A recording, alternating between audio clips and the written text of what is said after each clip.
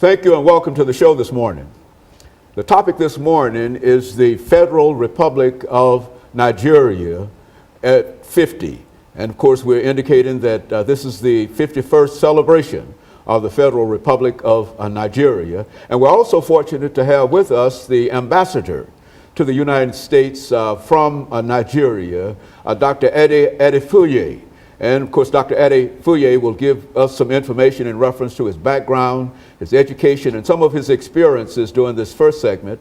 And then after we have our first commercial break, we'll come back and talk about the great Federal Republic of Nigeria. And of course, Dr. Adefuye, let us start off by having you to give us some information about, for the first 6 minutes, about your background, your education, and some of your experiences that eventually led you to the chief representative of the Federal Republic of Nigeria to the United States of America.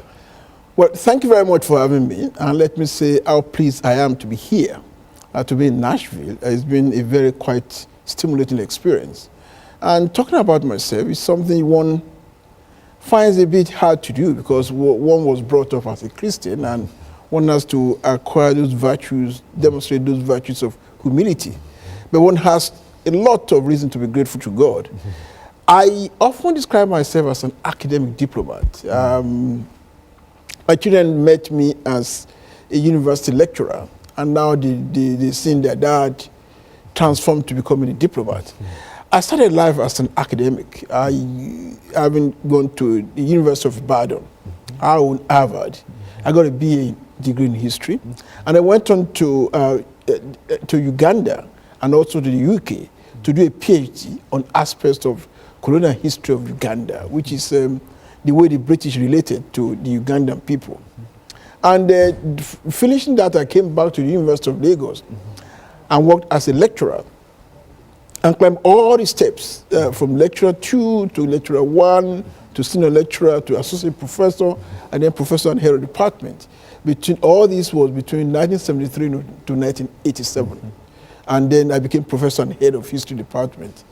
Then, because my area of interest, academic interest, was on diplomacy and international relations between Uganda and the British, and then I started to take interest in relations between Nigeria and many other countries, I was always commenting on diplomatic issues and international relations issues as they affect Nigeria. I think that was what made the federal government to decide to ask me to be part of a group of lecturers who are training new diplomats in areas of diplomatic history, international relations, international economics, inter-Africa relations. And I was part of those who are training newly recruited diplomats at a place we call the Foreign Service Academy in Lagos. I did that for 2 years, 1 year every 1 month every year for 2. And the third year, after finishing the third year, I was asked to kind of put in practice what I've been preaching, to become ambassador to, we call it High Commissioner, to Jamaica in the West Indies. But then we concurrent accreditation to Belize and Haiti.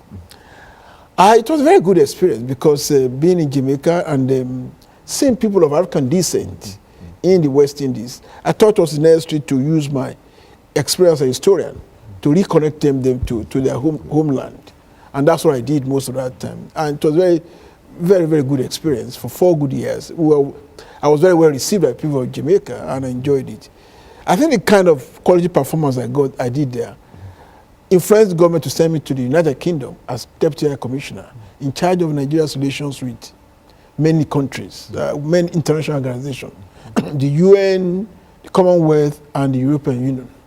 And I did that for about, for 2 years. And then, before then, I then applied to the Commonwealth. Commonwealth is a group of former British colonies who grouped themselves together to extend mutual cooperation to each other. First, I was Deputy Director of Strategic Planning, and then I was later on appointed Head of the Africa Program for the Commonwealth. I think I was in the Commonwealth for about a total of 12 years, and 6 of which I served as Special Advisor to the Secretary General and Head of the Africa Program. From then, I came to ECOWAS for 2 years, as ECOWAS is Nigeria's equivalent of your OAS here, and then it's a regional organization. From then, I served 2 years as as advisor to the president on democracy and good governance. Very good. And of course, Dr. Adefuye, let's take this first commercial break, and then we'll get back and we'll pick up at that same point. Yeah. And we'll be back with our audience following this very, very short commercial break.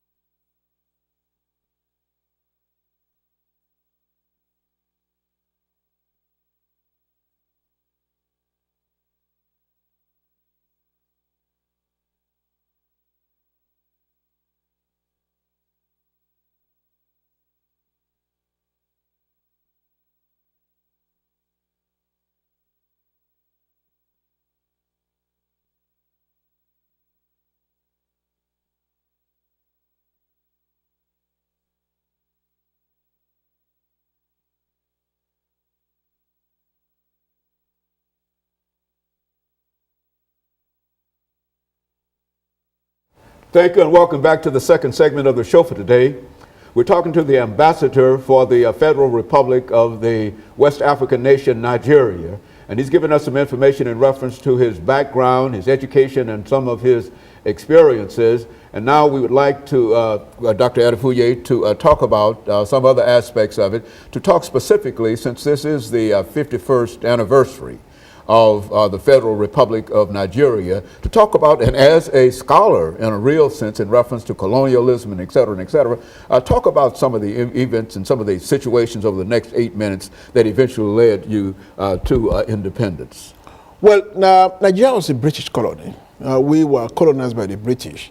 Through a series of wars and military action, Nigeria became the two sides of Nigeria, the Northern Protectorate and the Southern Protectorate, was amalgamated in 1914 to become the Protectorate of Nigeria.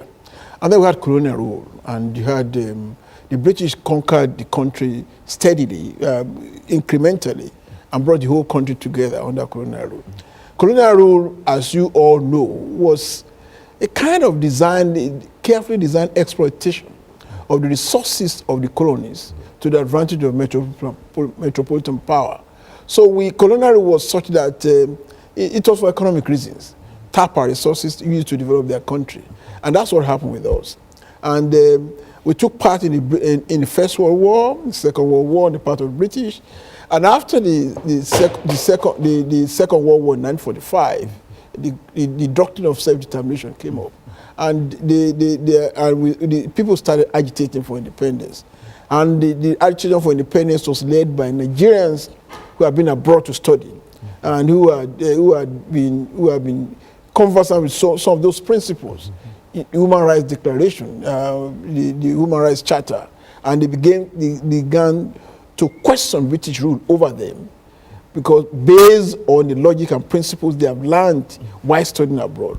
So you find the returnees, and most famous of them was Dr. Nnamdi Azikiwe, who was actually educated here, began to question British rule over Nigeria. And the agitation led on to series from many African countries asking for self-determination. More so as the UN, when it was conceived in when it came up in 1947, began to advocate for self-determination. So Nigerians also asked for self-determination. And so many African countries began to achieve independence. In 1957, Ghana was the first one. And then in 1960, Nigeria ultimately attained independence from colonial rule. And the white-green flag of Nigeria was hoisted to replace the Union Jack. And then we became independent as a nation in 1960. So we became independent in 1960, and we operated a British system of government, Westminster model, parliamentary democracy. And we went through quite a lot in the country. We went through the first set of post-independence rulers merely stepped into the shoes of the British. And even though they meant well, but the effects of the British system was still very much around. And so we had a lot of, the federal structure was not properly arranged. And so we had a foreign policy that, for instance, that spoke of non-alignment, but was really pro-Western. And then, of course, our first set of politicians saw themselves as succeeded imperialists. And so administration was done in the best interest of the people. That led to agitation among the various political parties, leading to the first overthrow of the civilian government, and then a civil war, which we fought 1967 to 70.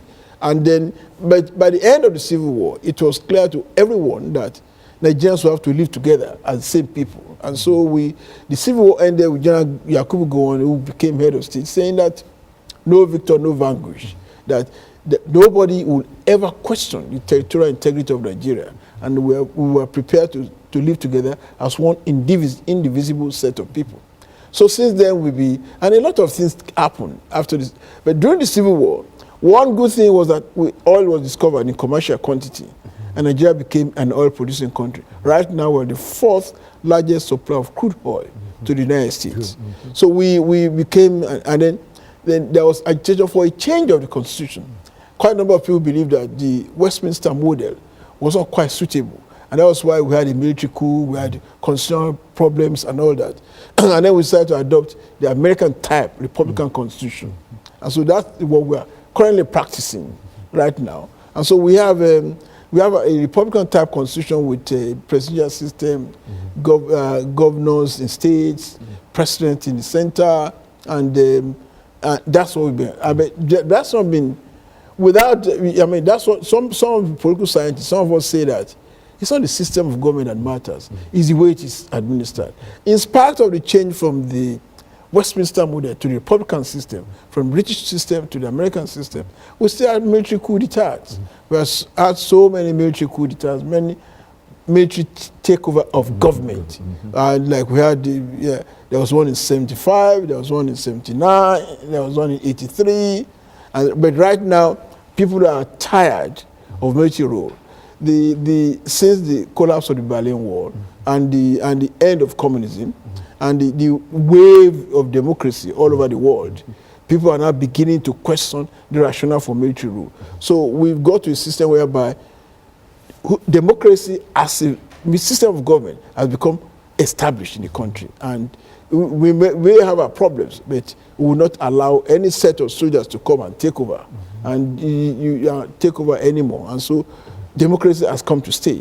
We are trying to perfect the American system to adopt it to our own peculiar situation and make good of it. And so we now have a Republican type constitution in Nigeria, and with bicameral legislature, the Senate, at the federal level, the Senate and the House of Representatives, Congress just as here, and we have a presidential system of government, a president and a vice president, and the governors in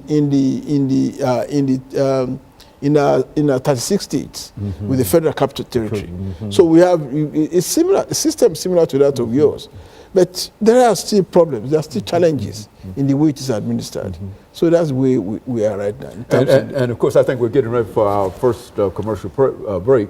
And when we come back, Doctor, let's see if we can have you to talk about your mission to the United States of America, because serving 150 million people, you see, in the largest state on the continent of Africa, it simply means that Nigeria is somebody in a real sense, in spite of all of the problems and et cetera. And you were sent here in a real sense to represent that. And so we're going to give you about 10 minutes during this last segment to talk about what you might consider to be your mission here in the United States of America, and how you found the response in reference to some of the things that you're talking about. And that will be this first segment, and then we'll have that second show and deal with some other aspects of it. But that's what we want you to talk about when this next segment starts within the next 15 or 20 seconds, and then we'll be able to pick up at that particular point. And we'll be back with our audience following this very, very short commercial break.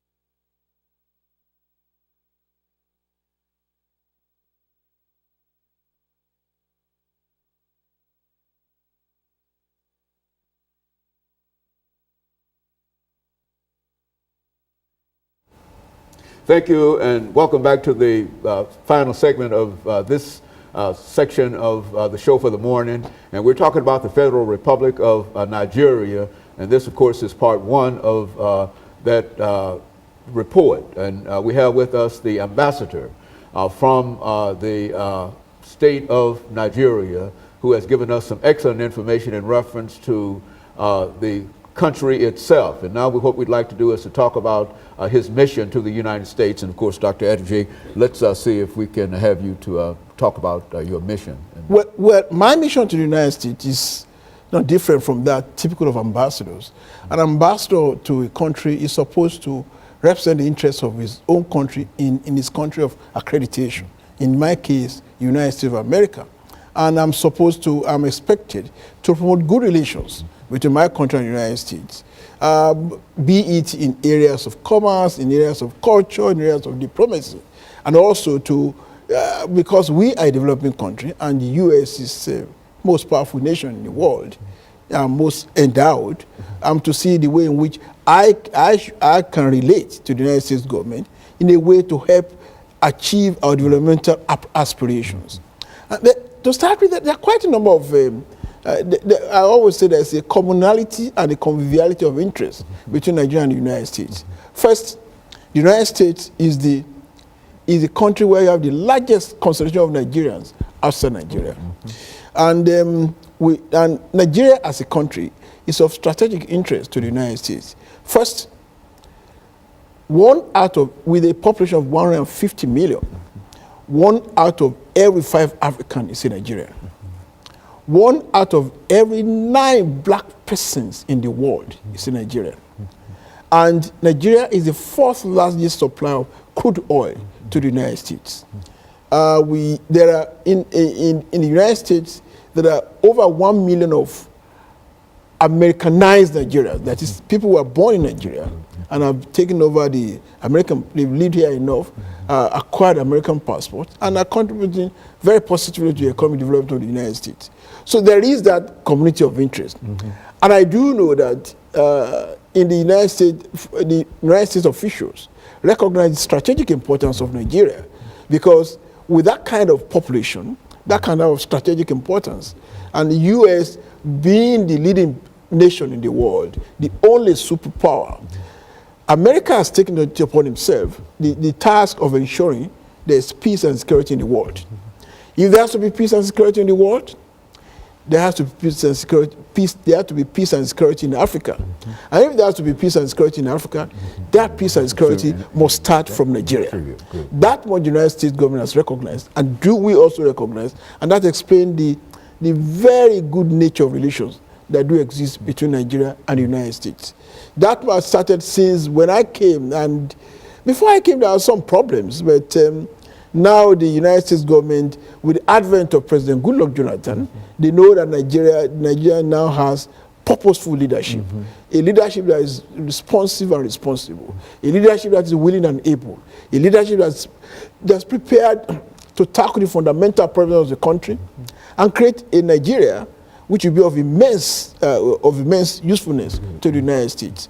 So we enjoyed very good relations, and my job has been to cement that relationship that do exist between Nigeria and the United States. Also, even in our strategic and foreign policy objectives, there's a mutuality of interest.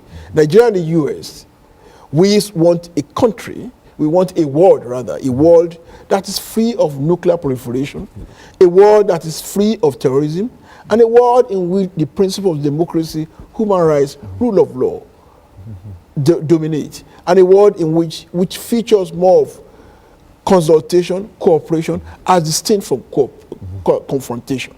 And that's why our purpose, and we work towards that. Nigeria, for instance, with the active support of the U.S., we are one of the largest contributors of peacekeeping forces to the United Nations. We have been very much in agreement with the U.S. on major policy issues in recent times. We were with them on the issue of Iran nuclear non-proliferation agreement. We were with them on the issue of Libya, the issue of no-fly zone. So we cooperate at the UN to achieve similar global objectives of a world that is peaceful, secure, and ordered. And so part of my objective is to promote that and to promote economic development between the United States and Nigeria. First, and there have been very concrete ways in which we have made this possible. First, we have signed what is called a binational commercial agreement with the United States of America. A binational commercial agreement is the highest level of strategic cooperation that can exist between two countries. The Obama administration has signed that agreement only with the government of Nigeria. And there are 4 major components of that. First one is, we call it governance, transparency, and integrity, call it GTI. That has to do with good governance, political correctness, and all that, democracy. And within that framework, the United States government assisted Nigeria tremendously when we conducted the last election, which was internationally accepted as very free and credible. The second one is on Niger Delta regional security. We had this problem in Niger Delta where a number of people took up arms because there was a lot of environmental pollution in the oil producing areas. And we then designed an amnesty policy to encourage those who have been fighting to surrender their arms. The amnesty policy involves retraining of these foreign militants so that can be reintegrated into society. And many of the Niger Delta governments have signed MOUs with the American public and private sectors, retraining them in America. They're all over the place. Then the regional security aspect involves our cooperation to ensure there's peace in the Gulf of Guinea coast. And in addition, in furtherance of that, the American government transferred to Nigeria a big naval warship, USD Chase, which we renamed USS Thunder. Thunder, of course, is the English equivalent of Aradu, which is the word given to the Nigeria flagship in the area. I had the privilege of receiving that ship from the U.S. Coast Guard in San Francisco, and the ship has now set sail for Nigeria. And that ship is supposed to assist us in policing the Gulf of Guinea coast. Most of the oil that was sent to the U.S. is from offshore, and with that kind of naval ship, we'll be able to check the activity of smugglers and bunkers and all that in that area. The third component of the Nigerian-U.S. Binational Commission is on, we call it energy and investment. Energy in the sense of oil and gas. Like I told you, we are the 4th largest supplier of crude oil to Nigeria. Many American companies are in Nigeria dealing with oil. And they want to increase the quality and quantity of our power generating supply. So many American companies are there helping us to increase the quantity and quality of our power supply. And the fourth one is on agriculture and food security. Agriculture, it involves increasing the quantity of our food production and also mechanizing and commercializing agriculture. On those 4 areas, we have been meeting. And that takes me to Nigeria back and forth. And then and it involves